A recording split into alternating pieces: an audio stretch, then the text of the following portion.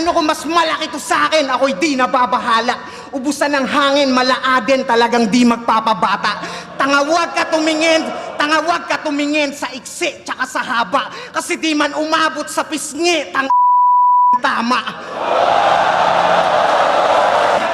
Kasi isa lang tong malaking mamon.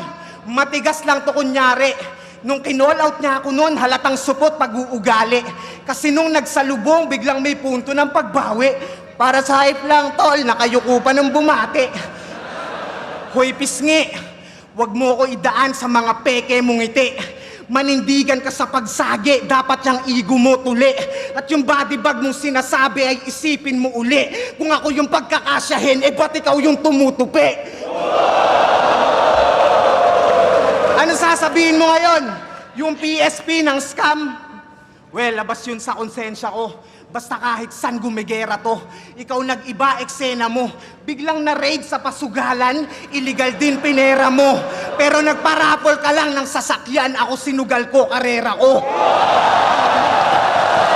Kaya wag mo kumpara yung mga baho natin recently.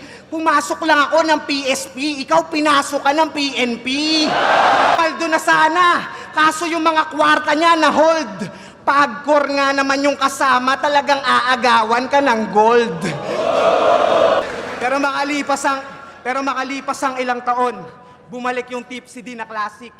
Habang yung PSP ko tragic, napa-call out aba magic. Biglang nagbuhat bangko nung ako na yung nasa hot seat. Pero di ako tumanggi kay Arik.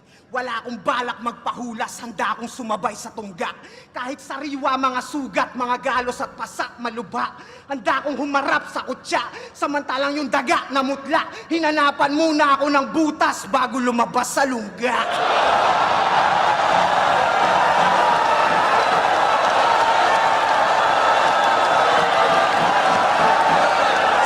Sa flip-top ako nakilala. Sa flip-top din ako malalaos. Yan ang drama niyang binida bago niya pa ako nun hamunin. Nung napansin niyang humihina, tsaka lang naisipan na habulin. Kaso kumagat sa pain yung daga, kala niya easy na talunin. Pwes kung sa PSP ako nasira, sa flip-top ko aayusin.